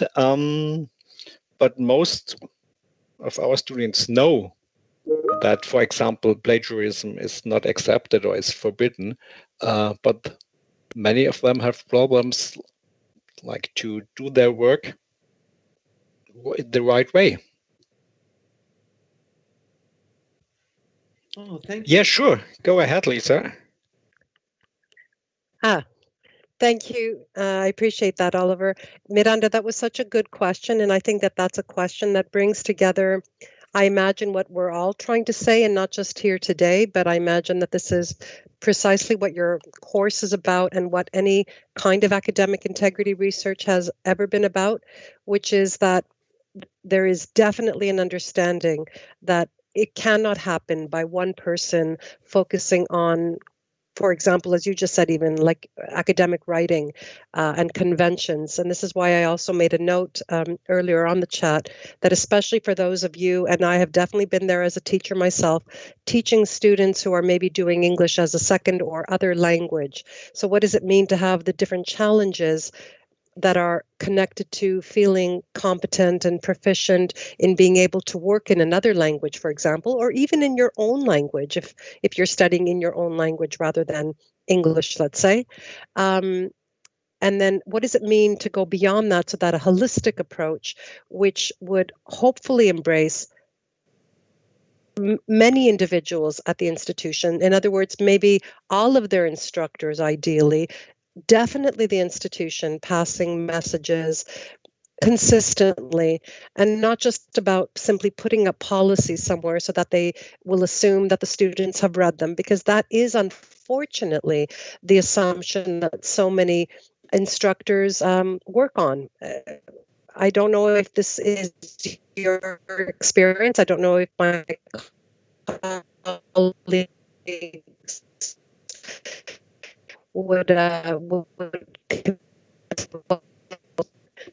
we would like to be able to which led to teaching with how integrity is, to use another root of the word, integral to their being able to function properly within that discipline. And yes, absolutely then further on in society as well. Just precisely why I mentioned Bill Taylor's letter to my students before. I hope it came across clearly that it really does have to do with caring, our caring for this message to come across, and therefore ensuring that we embed it in multiple ways in the work that we do and in what we model. But then also our students may be also being inspired enough by what we do so that they can then take our example and take our messages in a much more meaningful way. There is this research, by the way, that goes back to, oh gosh, it's got to be over 20 years old, which says that students are less likely to cheat when they admire and respect their teachers and are excited about what they are learning. So that was Sally Cole and Elizabeth Kiss, and I'm sure it's at least 2 decades old as research. So if you keep that maybe perspective, maybe that can assist you to see how you can embed those lessons and that caring enough maybe to inspire them and to have them take the road that you would like them to take. Well, thank you, Litsa. Oliver, may I also contribute? Sure. Oh, you both mentioned modeling something to students, so this reminds me metacognition. So when we talk about metacognition, we talk about 3 different levels of knowledge, such as declarative knowledge, procedural knowledge, and conditional knowledge. So declarative knowledge will be referring to definition of something. For example, we can define what plagiarism is to our students. However, secondly, and more importantly, when it comes to procedural knowledge and conditional, at the 3rd level, conditional knowledge, then it means that as teachers, we need to show them how to avoid from plagiarism, for example, by using some specific strategies or by developing some academic integrity values. So this will be answering several related questions. Then the student does not only know the dictionary definition of plagiarism, but knows how to act with integrity, for example, when to, why, and where questions. These are the concerns here. So this will contribute to training and encouraging autonomous learner and self autonomy, I guess. Okay, thank you. So there's something in the chat. I'm just checking whether we have any other questions. I'm checking it from YouTube, whether there's any question from YouTube. Okay. So that's fine.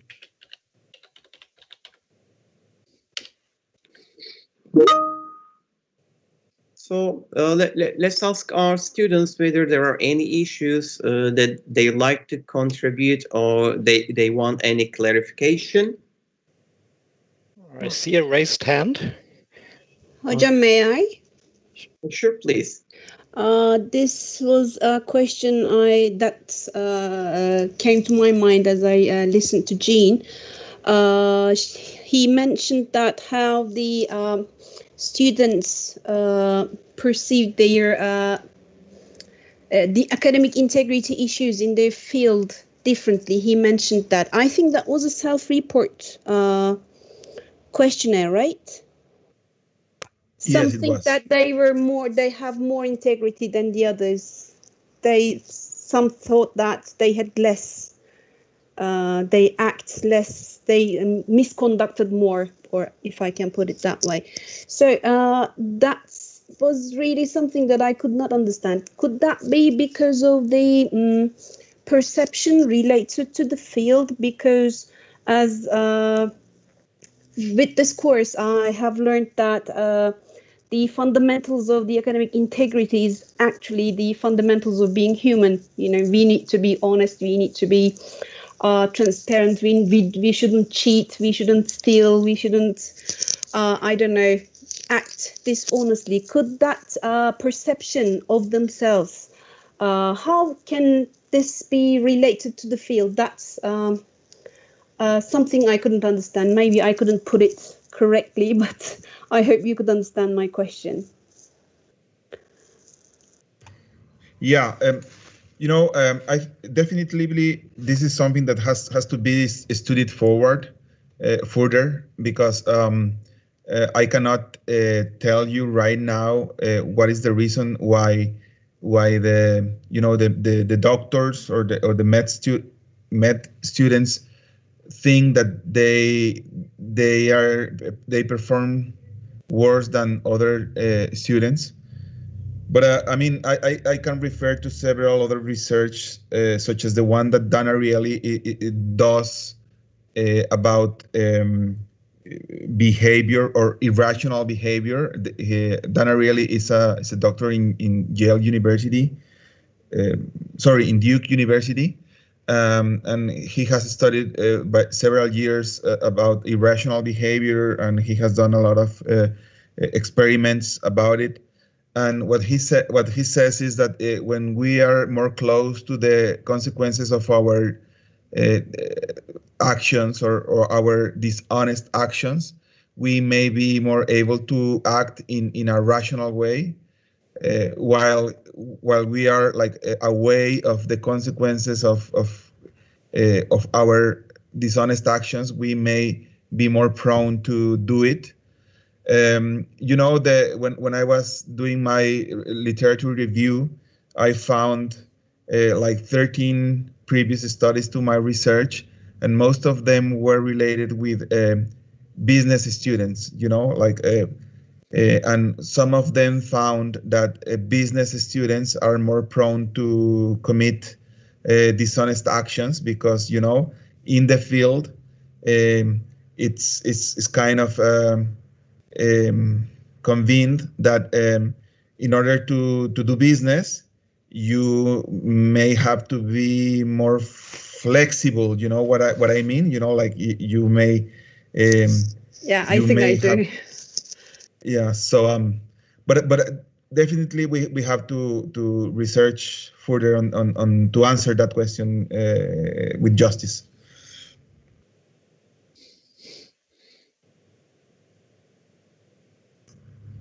Okay, thank you. I think I have a better understanding. Still, I think I need to read more about that as well. So thank you, though. I get your point. Also, when everybody gives an example of the consequences of academic dishonesty, I think in 9 of 10 occasions I have heard about the typical example of a doctor, that he plagiarized or he bought an assignment, and he for that reason he will kill one of his patients or her patients, But we do not think about the civil engineer that because he didn't come to terms with the structural foundations of their construction, they may kill not one patient but 100 lives because the building came down or the bridge came down, or they cannot think about the CEO, which studied a business degree, that he made a dishonest act and the company broke down, and then all of a sudden 1,000 families lost their jobs, and their income. So I think that's something that needs to be explored further. Sorry to extend my explanation. So I thought at the very beginning, so it was just about the way they perceive themselves, but I think it's not just that. It's actually there's something problematic in the action part in some areas as well. Yes, and I think it's also about the awareness that they have,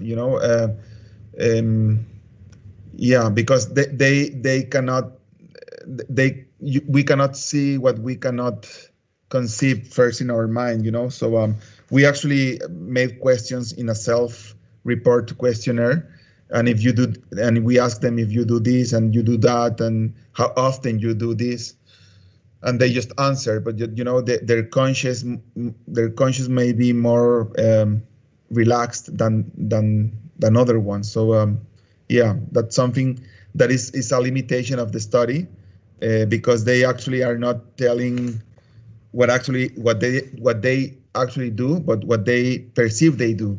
So but that's the way most of the social research is done. If we have to do it, if we do not have to spend lots and lots of money to follow up in a longitudinal study, or asking other people about the behavior of other people, which is also very complex. Okay, thank you very much. You're welcome. Thank you, Jan, for the clarification. And it seems that a follow-up study, or maybe you can invite some participants for follow-up interview session, and then you can cross-check and confirm some of your findings. So it seems that there is some good idea for further research in order to understand discipline-specific differences here. I mean, because as you already acknowledged, this is a self-report study, so they may not be reporting what they do actually. So their reports might be different. Maybe we can confirm them by asking some other people, for example, asking teachers, asking professors, administrators, so that we try to confirm their perceptions, whether it is matched with the results. Thank you once again. I see that my colleague, Professor Ece Topkaya, Ece Hocam, do you have any contribution? I see you type in chat. Oh, well, thank you, Salim. Thank you. I just you a little bit late, so I was just trying to follow up the whole discussion. Thank you for turning to me. It was just that I was listening to the presenters and our students, interaction, and thinking about who these students might be. And I was just thinking that business students might be those students that reported that they were doing really not very good, or acting, honestly. So then I thought that it is maybe not just about their motivations and other things, etc., but the ideology that might be underlying the disciplines that they actually getting the education from. So this is the point that I would like to make, basically. I mean, it's not just about, because now we were talking, or you were talking about that maybe it's due to their disciplines. So that was the idea that I came up with. For example, Kubilay talked about how he wanted to contribute socially. So it was just this, being helpful to people that actually drove him to become a language teacher. So might be that these ideological differences that the disciplines actually can have ties with. So that was the idea that I thought of, and that's why I wrote capitalism and those sharks. So, I mean, economy students and business students, there is fierce competitiveness there in their discipline. So that was what I thought, and I just simply typed the words there. Thank you so much. Oh, thank you, Ece Hocam. And here Litsa contributed that business is typically related to profit. So we are referring to capitalism, definitely capitalism here. Yes. Yes, thank you. Thank you. Thank you. Okay, then, before we close, I'd like to ask whether you would have any further topics to be taken into consideration in the session, either from the ones who are on Teams or joining us from YouTube.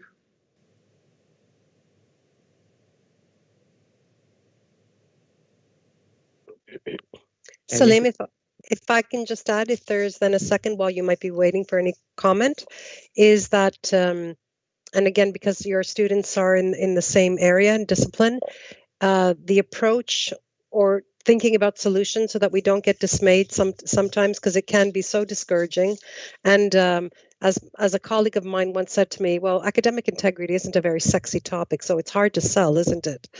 So yeah, it's not a sexy topic, but it's such a necessary topic. And maybe when we can focus on those solutions and what it is that we can do to model it, and therefore to be passing on the message as much as possible within our microcosms, whatever they are, in our classroom, at our institution, within society, when we're functioning as ourselves, to hope that we can do things in such a way where, again, the principles of care come across, and therefore not just in the field of medicine, but in every single discipline, if that's possible. Some of you may have very large classes. I'm very fortunate that my classes are typically not more than 18, but my principle of care extends so much that I feel like I need to work with every single student as an individual, and therefore the feedback, the connection, the contact is often overwhelming to keep up with. But I say, yeah, it comes at a cost, but I wouldn't change that cost, and I wouldn't change the profession for anything. Not the big bucks, not the capitalist sharks, not anything. Thanks, Salim. Thank you, Litsa, for these remarks. Indeed, academic integrity may not be so sexy, but at least we try to avoid academic misconduct, focusing on academic misconduct in order to make it some more sexy, let's say. So this is a proactive approach that we have here. Definitely, if we focus on simple sanctions or deduction, it will be much less effective for some others, and also attractive some others. Okay, then I'd like to thank you all for joining us here today with this discussion. It seems that we spent more than 2 hours together here. I'd like to thank you all for your patience, for your invaluable contribution. It was a great session. Unfortunately, Oliver, we cannot see you, but I shared several photos of you with the audience.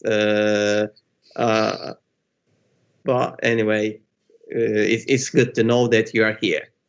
No problem. Thanks very much, and thanks to all of you.